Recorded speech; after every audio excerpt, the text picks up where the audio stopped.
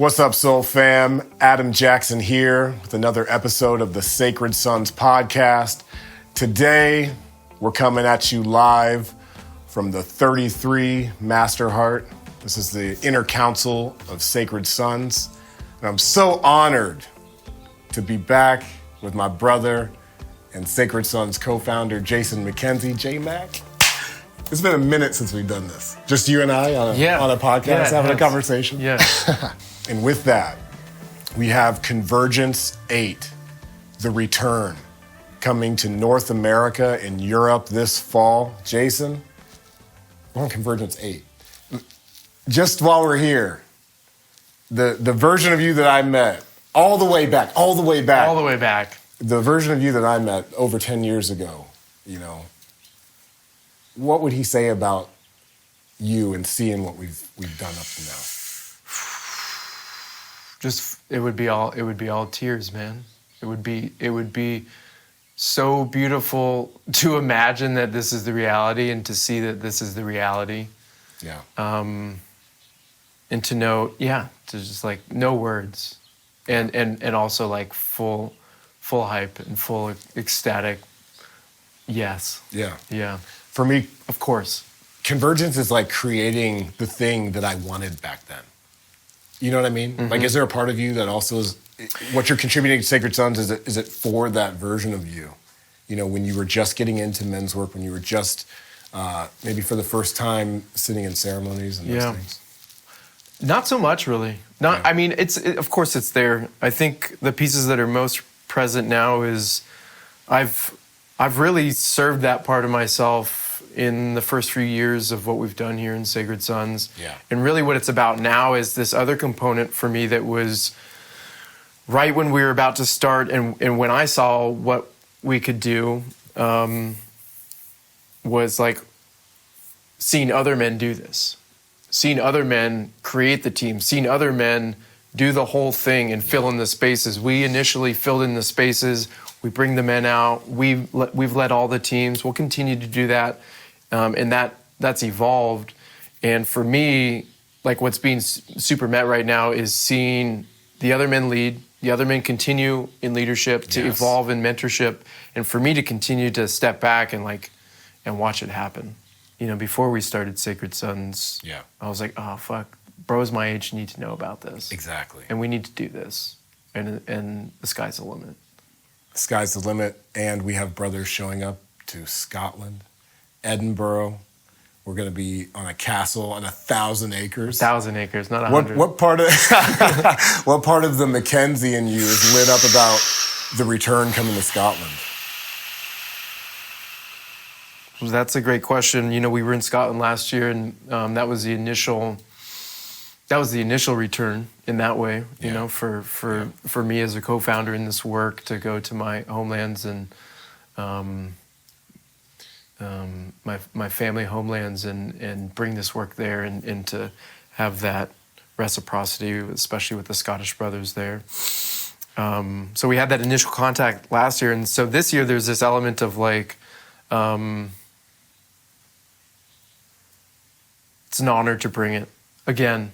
And also it's, when we were in Ireland, we just spent two weeks in Ireland, and in a similar way with my Irish lineage, there was less of this like, I'm Irish too, right? And I feel like with Convergence, it's not like, I'm Scottish too. It's like, no, like my family comes from these lands too, and I've come back and here's some gold. Here's some gold that we have, Here's some gold that we have. It's not something that I've developed on my own by any means, right?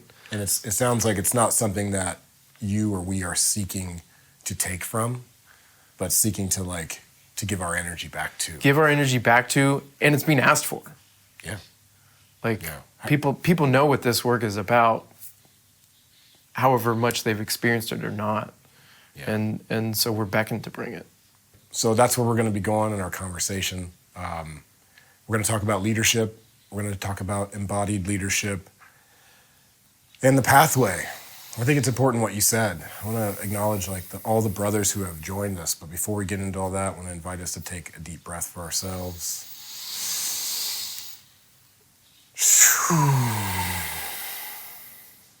Feeling into where we are, who we're with, where we're going.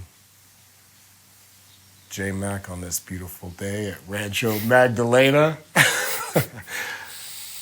What are you really feeling? What's alive within you?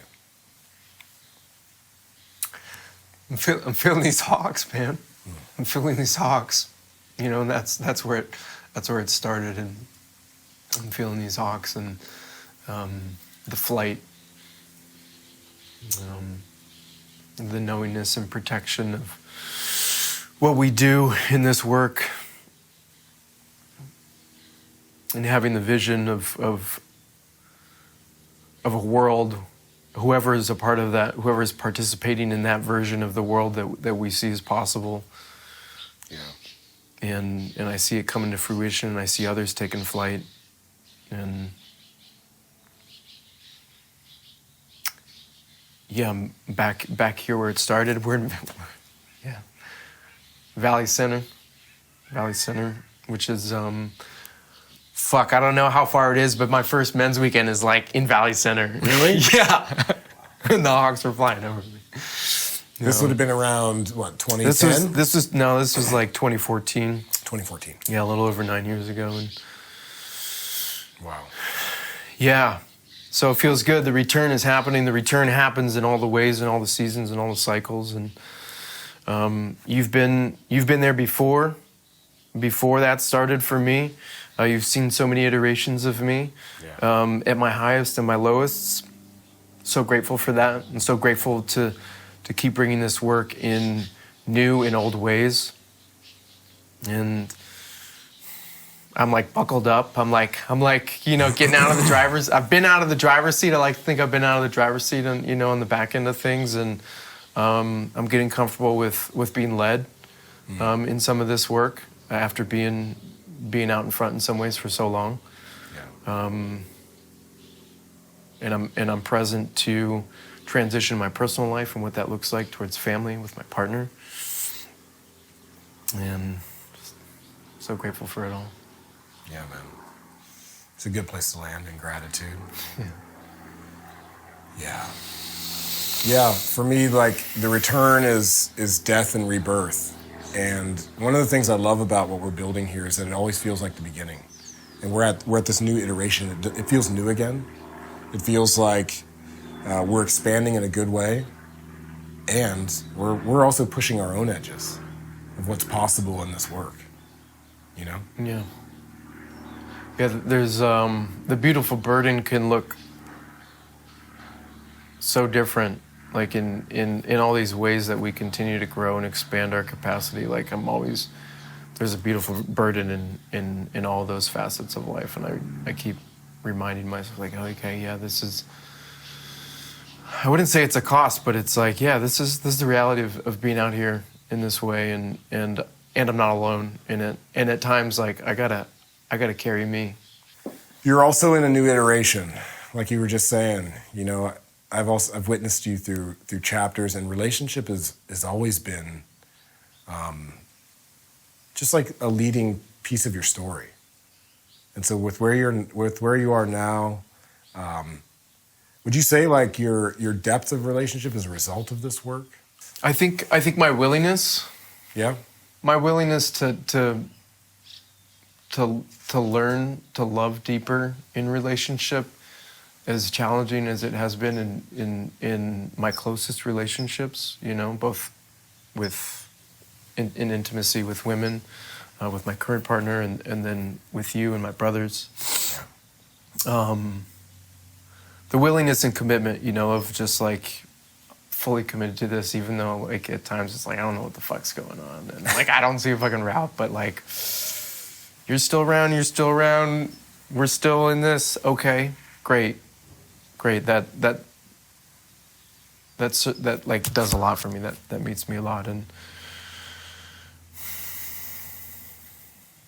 there's I want to talk about like this Hawthorne medicine. Back in Ireland, we had this beautiful initiation into the Hawthorne, which is the heart medicine of the Gaelic lands, and there's a piece in that from what I've learned and understood, and in that is like there's this threshold of knowing what my heart deserves, right? And only I can claim that. Only I can say that, oh, I'm worthy of being met in this way through all my relations. And if I can't be met there, then I have to move on, and I have to make that choice and lead myself into like those deeper places. And I'm thankful enough and grateful enough, it's like I've been met by you, I've been met by the other brothers, along all of our leaders in this way. And there's been relationships where I haven't, and nobody's at fault, and like decisions need to be made or the pain gets deeper, right? And the dissonance gets deeper, and the clarity of all the things that I've said and that we've said in this work of what's important, what the vision is. Like,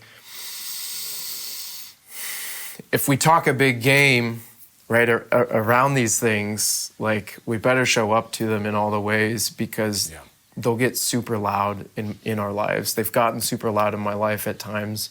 Yeah. And I feel that. I feel that in my bones. I feel it in my body. I feel it in my tissues.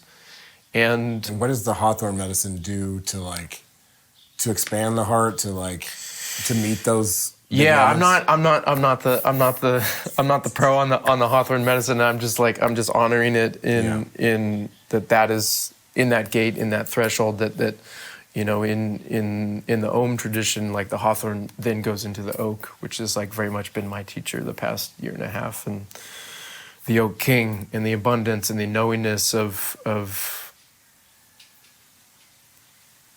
everything will be provided for.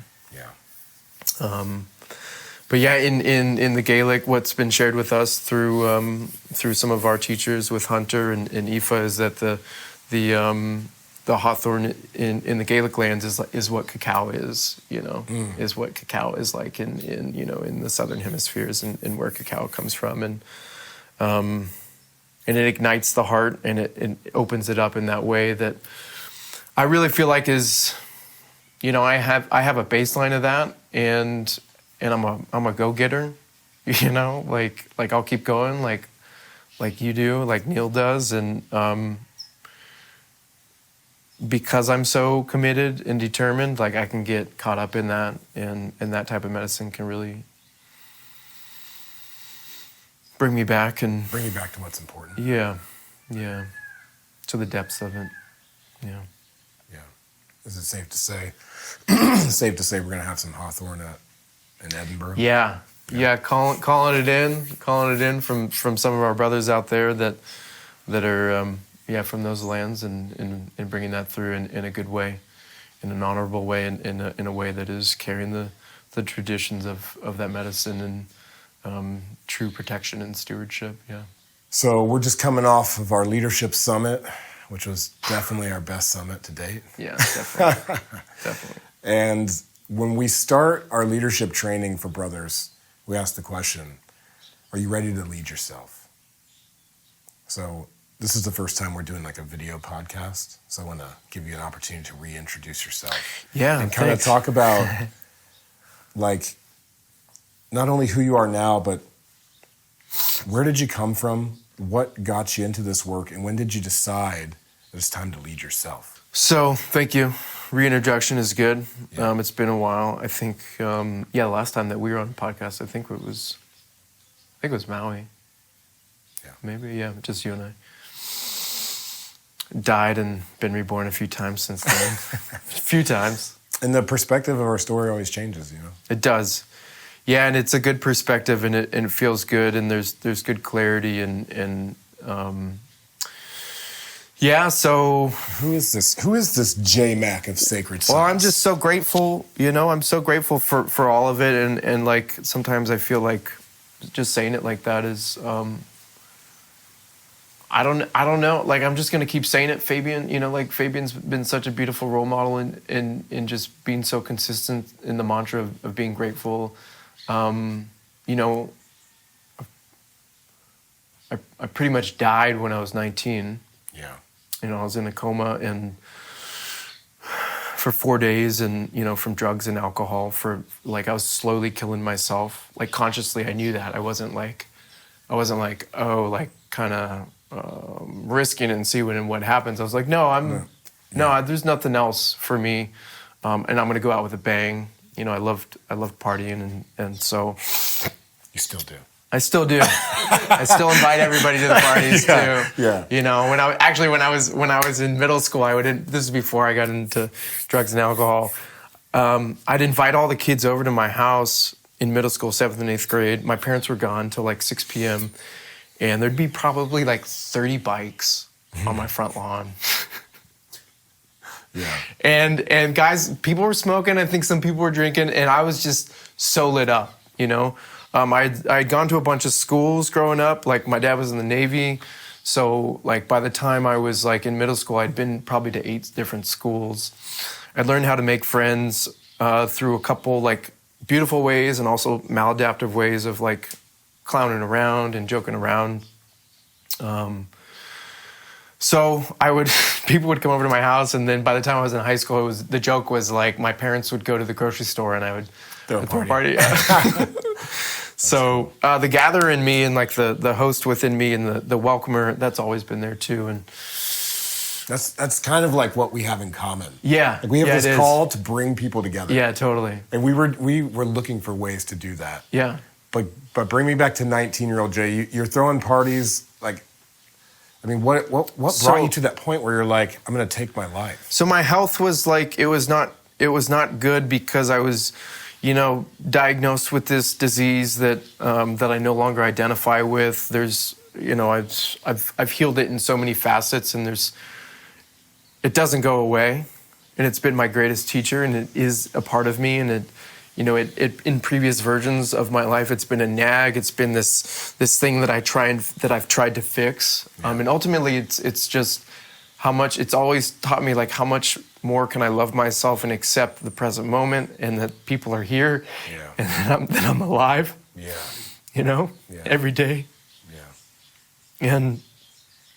And you know, I believe that I'm welling up in this way because, like, because I'm with you in this moment, and you've seen me through these years, and so it brings a lot of joy and like deep truth and understanding of the sacredness of life. Yeah. Yeah. And the journey of friendship, man. Journey of friendship. Yeah, it's good to be your friend, bro. Yeah. You know, you're so inspiring, and like, it's beautiful to witness you become more of yourself every day. And like, I've seen you change so much, like in just like your power and in your subtleties and the softness of your power, but also the potency of it and how you invite people into it through the years in all the spaces that we go into. And I'm always watching that too. It's just like, oh yeah, that's I know, good. it's like we've been tracking each other for some years now. And you know, like, I'm not the only one who saw through relationships. You've seen me through relationships, through children, and I mean, we lived together on Maui for a year and a half there, and I mean, we're in this. Yeah. Thank you. Thank you. You're welcome. And a lot of that growth, truly, I mean, has come from this work. Yeah. Which you were so adamant about, like, this is the way. I was in lodges, and I was with medicines, and you're like, you're pumping this men's work to me, you know, at a time when I wasn't even ready for it, probably. Yeah. And but that time came for me too. Yeah, for sure. And Lodge is so much a part of this, because Lodge was actually my first step into all this as well with Darren, you know.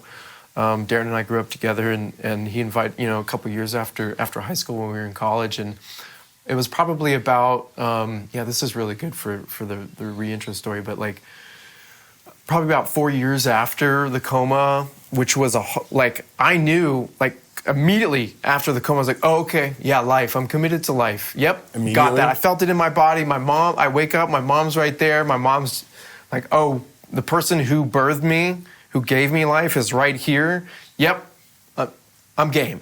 Wow. I'm game. I don't know how I'm going to do it, because all my friends are alcoholics and users, and I don't know how I'm going to do that, but I know that I'm not choosing death. Wow. And so it was a big, like, I had to crawl out of that, underground.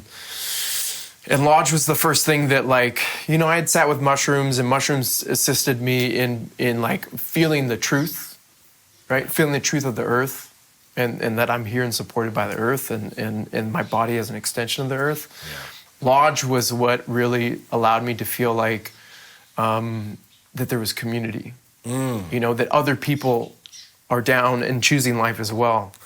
And that was the thing, by the time I got to men's work, I was seeing men be invited into choosing life in one way or another, right? Sometimes sometimes men, we're literally asking them, like, are you choosing life today or are you choosing death, right? And because suicide is on the table for them, or it might not be as serious, but ultimately that's what we're choosing, and that's what I saw, and that's what I was invited deeper into, to be witnessed in that.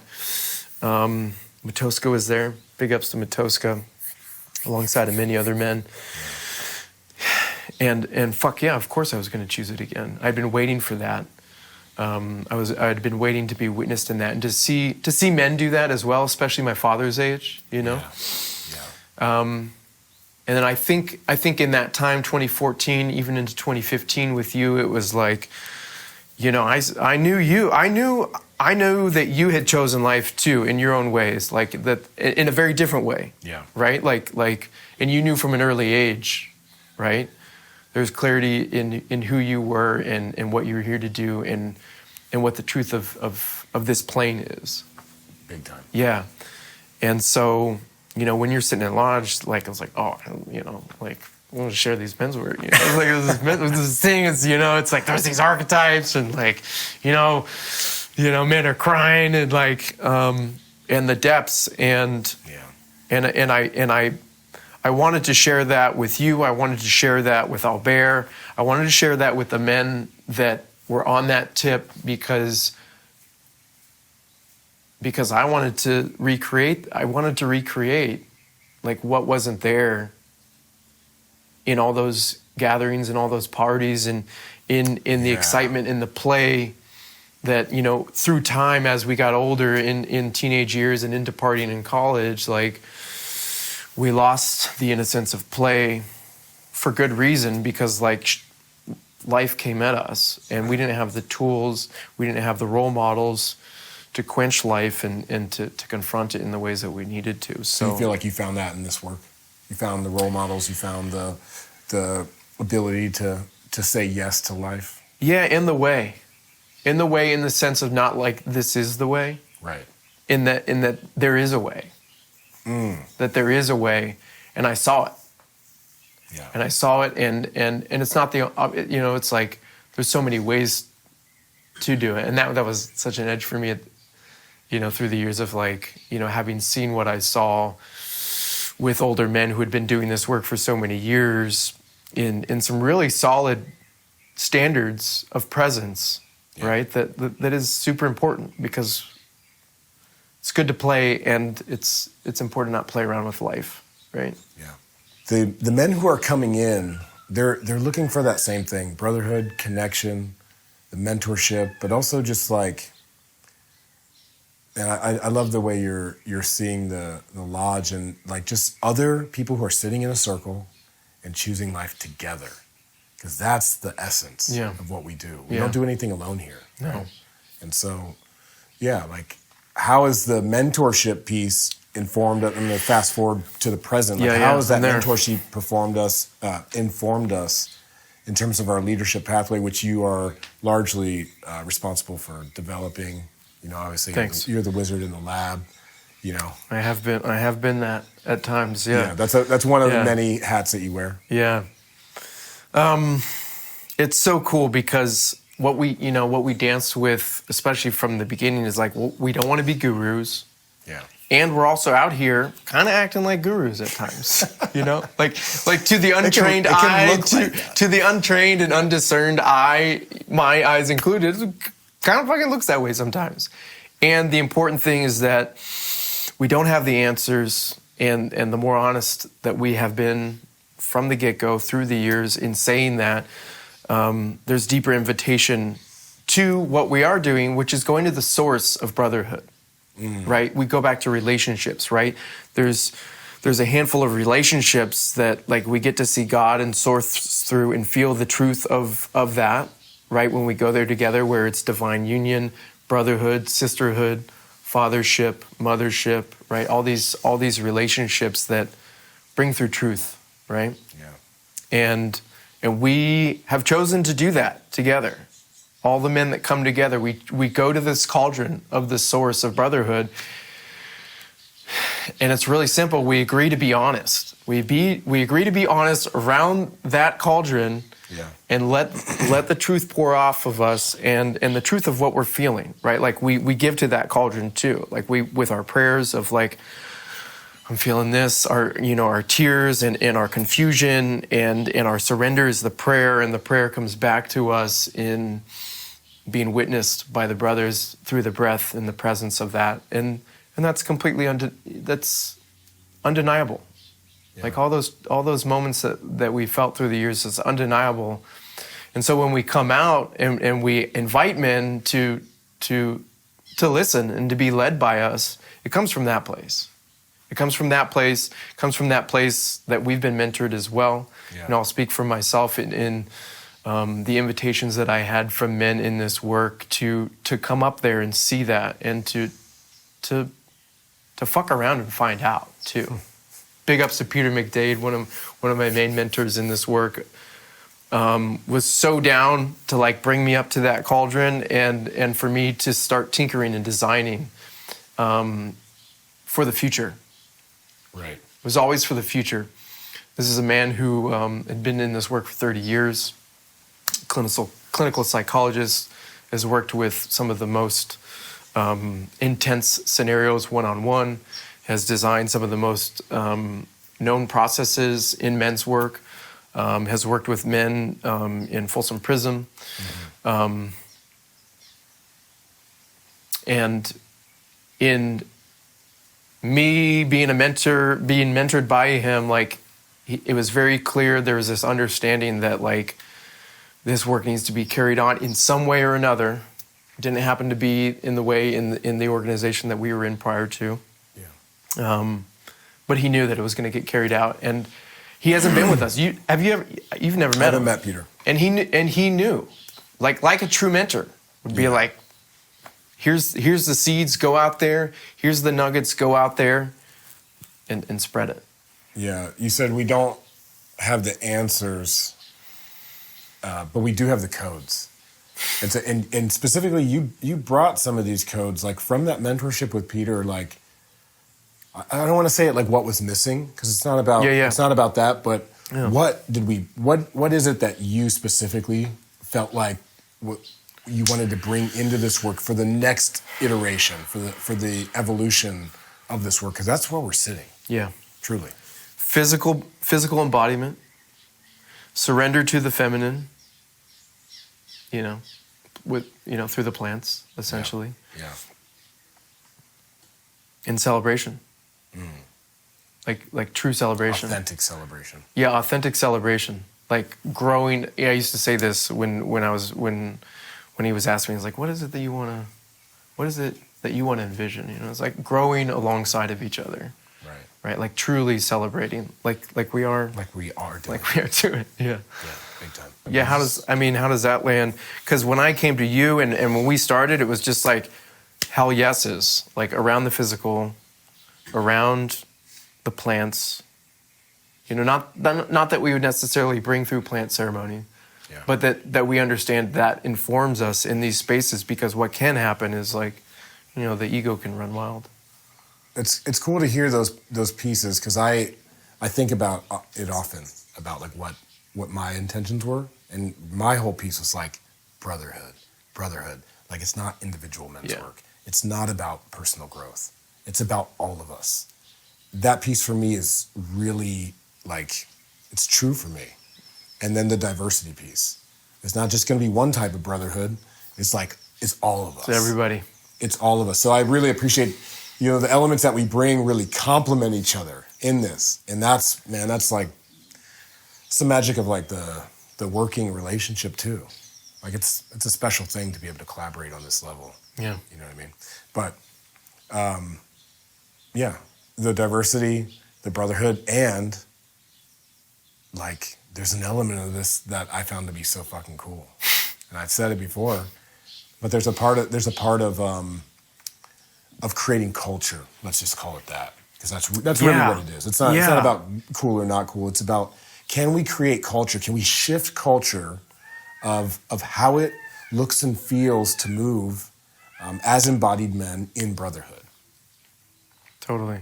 Yeah, I mean, like, we're true, like, elder millennials in that. Yeah. You know, it's like we got brought up. We're still on Instagram. We got brought up in it. We got up in like, you know, the pinnacle of the culture of cool. Right. We were conditioned and trained by that. And like, for better or for worse. And we understand the implications of that it's necessary to address these things in it looking and feeling a certain way, and also addressing on the other side, especially in our circles, of like the stuff that comes up for men around that too. Yeah. Super important. This theme of death and rebirth within this lifetime, you know, we don't have to get super esoteric with it. It's just that we have these things that we die to daily. Or we die to seasonally. And that's a part of what it is to be human. And, you know, this work gives us the space to actually do that. You know, in a ritualistic way, in a ceremonial way. And what's important about that is because I think what gets a lot of men stuck is that they don't allow themselves to shed. You know, they're carrying all the weight of every fucking choice, of every fuck up, and they're wearing it like armor. You know what I mean? And what this work allowed for me to do is to really take a look at some of those choices and some of the things that I had guilt or fear or shame around, and like fucking de-armor. Yeah. You know, in that process. And I'm hearing that in like deeply in the mythology of your story. You were out for 4 days. You've died and been reborn. I guess what I want to ask you here is like, I mean, what does your mom think about what you're doing now? You know? She's there by your side, man. For the birth and for the rebirth. She loves it so much. Really? Yeah. She like also has no idea like what we're doing. Yeah. You know? But she does. She does, you know, and like I see her about once a month, which is really amazing. Yeah. You know, there was a time where I had to leave. She lives on the East Coast, and I had to move back to California for myself as an adult. I grew up in California for the most, till about the age of 9. Mm-hmm. And I came back out here when I was 25. And so I would see her. Sometimes I'd go a year, 14, 15 months without seeing her for those first 3 to 5 years. And I needed that. And I felt guilty, but I knew that I needed it.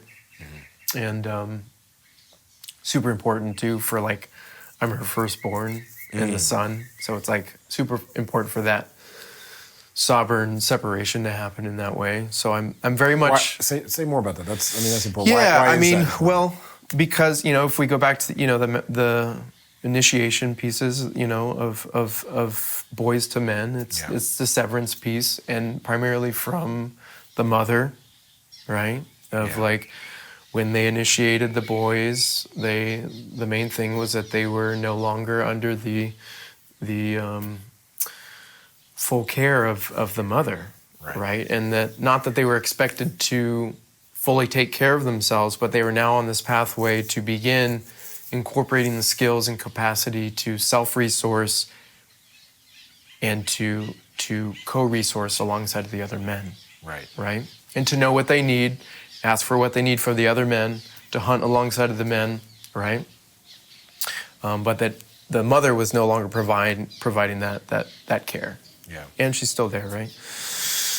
So, you know, these days, like, modern initiation is fragmented, right? Yeah. Like, we live in the zeros and ones world, and so it's not going to look like that in the initiations, and for men who are being initiated, into their 30s, 40s, 50s, 60s, whenever it is, it's better late than never. Yeah. It's going to be fragmented, right? So that actually happened for me before I was on any men's weekend, you know. So the initiation had already started to happen in that way. It was just a deep knowingness that, I needed to be myself. Maybe it took a while for that circle of men to find you, or for you to find them. Yeah, it was actually 4 years. Yeah, it was because I moved out in 2010, and then it was 2014, and so fast forward. It's for the past 2 years, I've seen her for at least once every month, and I'll stop in, and I've actually been living out on the East Coast more or less the past 2 years. So there's much more touch points, and when I see her, she's out. She's so funny. She's her way of asking what's going on and about it. It's so where are you traveling next? It's just and I well, I'm going here, and then I'm going, and I have to catch myself sometimes to slow down, because I know what she's really asking is how's it going? How are you doing in all of this, and what is becoming of it, and what is growing from it, Mm-hmm. And she's always got my back. She's always had my back, to a fault, as I think most mothers do. Yeah. I love her so much. Yeah, man. Yeah. That's cool to hear. Yeah. Yeah, it's, the severance is needed and the return, right? Yeah. And to return in a way of, of finding purpose, bro. I mean, that's what we're really talking about here as we're, it's not to celebrate too soon what it is that we've created. It's that we're operating from a place of purpose, actually. And there's so many men on this planet who are seeking that and desperately, I would say, who are seeking it and being smacked over the head with this idea that they may never find it. Yeah. You feel that? Yeah, and I understand that, because it's tricky as fuck, because it can be slippery, because it can't be controlled. Yeah. But it must be harnessed, and it must be met, and it must be stewarded, co-stewarded. And it can't be over designed and over architecturally seen and mapped out. It has to evolve and unfurl. Yeah, so talk a little bit about that. Maybe for the brothers who are currently within Sacred Sons leadership, which at this point there are hundreds, if not thousands, around the world who are embarking on this journey of leadership with us. And what would you say those key moments for you in terms of purpose when you shift? Because I've known you since we both were in corporate, let's say. You know what I'm saying? Yeah, uh-huh. I've got a career as a mechanical engineer. I know that cubicle life. Sorrento Valley, San Diego. What's up? And that shift. It's. I like what you said. There's no clear map for it for everyone. But I want to know what your big takeaways were from it, from shifting out of maybe something that you were doing and you liked it and it was for money, but it wasn't filling you up, into full on, my cup is full, this is my life. Yeah. Well, I never, it was 2 years in before I was oh, I think maybe I kind of understand a couple things. Right. Oh, maybe I should lead some of this. I just kept showing up for the first 2 years. I kept showing up, in Mankind Project. I'm just going back because, my heart's being held. And there's a knowingness that my purpose and I had my mission statement and all this thing, It's I co-create a world of I can't remember what it is because it's evolved so much, but the knowingness in my heart is what continued to move me forward, to continue to show up alongside of not knowing how I knew my life was changing. Yeah. When I first got into this, I was oh, okay, I was going to go into medical school. Oh, wow. Did you know that? No, I know you as a filmmaker. I was because you ultimately went to film school. I went to film school, and then I like got into the biotech industry and was like merging those worlds, and I was like, fuck this, I need ultimate authority. I'm gonna be a doctor. And yeah, I never told you that. Ultimate authority. You know? Yeah. And I had everything mapped out, and I was gonna get, I was gonna start. And I went on the men's week, and I was like, oh, fuck that. Like, this is not. I knew. I was like, oh, this is not. And I knew that just from my heart, not from like, oh, I'm going to be a men's worker. It's like, that wasn't a pathway then. And often, like, actual purpose is not connected to a path that's already been laid before us or that leads to abundance or security. No. Certainly not. Definitely not. Definitely not. It's an extension of the heart and fulfilling that daily and nurturing that as a practice. The purpose is for me to be alive. And how do I need to be alive? I need to treat myself this way and this way. I need to listen to myself and love myself this way. And I need to be met that way. And it took me several years to be able to ask how to be met in a way that wanted to be met. But that's really what purpose is. And yeah, like when the foundation of that is laid, okay, cool. There's things around here. Oh, I can contribute. I can be in service. Yes. I can support. I can learn from those. Oh, this person right here, wow. They're living their life.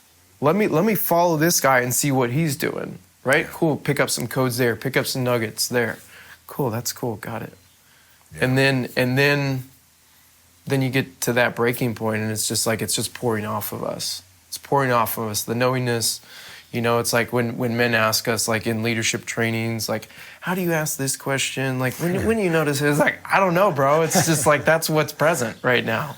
Yeah. Because we've listened. Because you've put in well over 10,000 hours of this work, of the connection, of the listening and reflecting. Yeah. But I want to say, because what I heard in there is purpose. You had two pillars of purpose: trust in the knowingness of your heart. Like, for a brother who's listening to this, like, if you're seeking purpose, this is step one. That's what I heard. Yeah. Trust in the knowingness of your heart. And be held in that. Yeah. Be held in that, because it's like, I know you're trying to. I got you. To potentize it and render it, but like, it's like, be held in that. Like, come back and surrender that, into the arms of brothers. Like all these photos that we put on Instagram and out in the world of men holding each other. Those are men who are just like, I can't hold this anymore. I can't be this way because my heart knows another way. Yeah. Let me surrender again. And however long it takes, as long as we're not being, I need to heal this. Mm-hmm. This needs to be healed. Coming from that angle and being like, when I heal this, then I'll be this. Or I just haven't figured it out, just haven't really, it's none of that, right? That's not the heart speaking. You say this all the time. It's not about figuring anything out. It's about feeling. Yeah. I think that's kind of like, that's where you're at. That's where it's at. So let's alchemize this into like an invitation. Because like I'm saying, not only are brothers out there burdened with the armor of choices, and needing a space to shed, and that's exactly what we provide. Mm-hmm. But also burdened by the normalization of not trusting into your heart, of not doing what you know is right for you or for desiring. And so how would you distill it, just speaking directly to the brothers of Sacred Sons, the brothers who are listening? How would you invite them into finding their purpose? Just deep levels of trust in every small step of the way, in every little step. It's trust and it's choice. You trust in the knowingness and you choose it every day. Yes. Trust in the knowingness, choose it every day. That's what I heard in there. Yeah. You know what I'm saying? And to continue choosing it, not in a way to make it routine, but to, like you said, lay that foundation and choose how you want to contribute to the purpose. Yeah, and there's like a piece too here, like I don't know if it's present or important, is like ancestrally the thousands of years of brotherhood betrayal that is also influencing us to normalcy, to confine. No, I'm just going to play it safe, because it's like there's really two routes as men get older and life keeps happening: is contract in a maladaptive, unhealthy way, which looks like shutting down, or exploding, sideways, coming out sideways. Like, yeah, it's really only what's happening if we're not choosing. It looks very different, in some ways, but the quality of the life, it's either completely contracting and closing down on itself, or it's exploding, right? Yeah. And that brotherhood wound is deep. We've had it come up with some of the men here, and that's another piece to flip the script on, Yeah. in as many ways as we can, but not in a way to like, we have to acknowledge it, but we have to keep that out in front of us. Keep it out in front, because it's real. Yeah. And it comes, it can come for us when we're in the next iteration of growth, personally or collectively or organizationally. It's like, it always needs to be out in front, because that's really like a core at the mission. Like if we're talking about brotherhood, if we're talking about all of you as welcome, it's still important to find the boundaries, the inter-sovereign boundaries, and to speak, to not deny it. Yeah. To not deny it and push it to the side, yeah.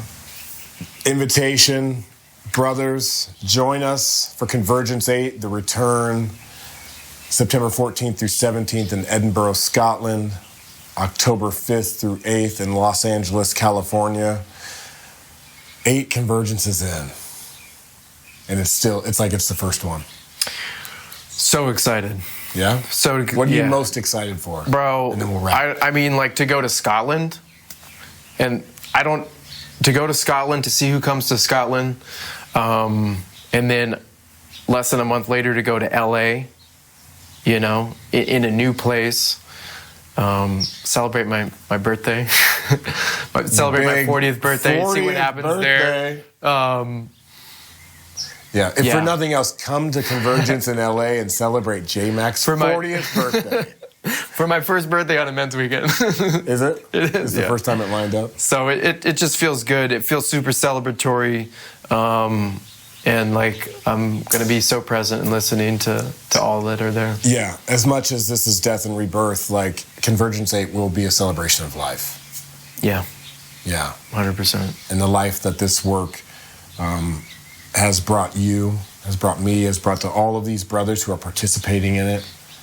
Yeah, we're going to celebrate that. Yeah. We're going to celebrate this. Full flight. Full flight. Full eagle flight. The eagle's coming. Yeah. The eagle's coming.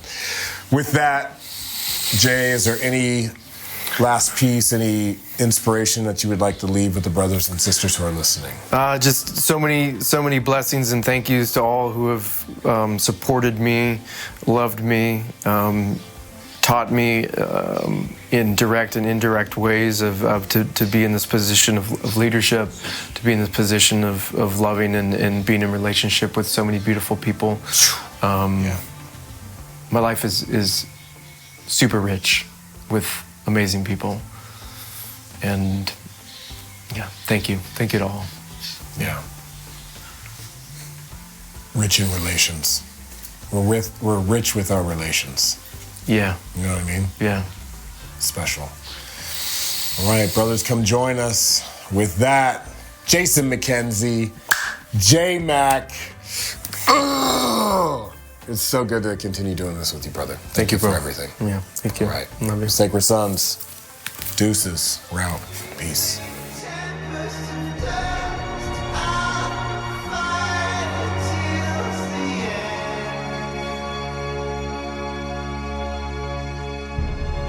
Creatures of my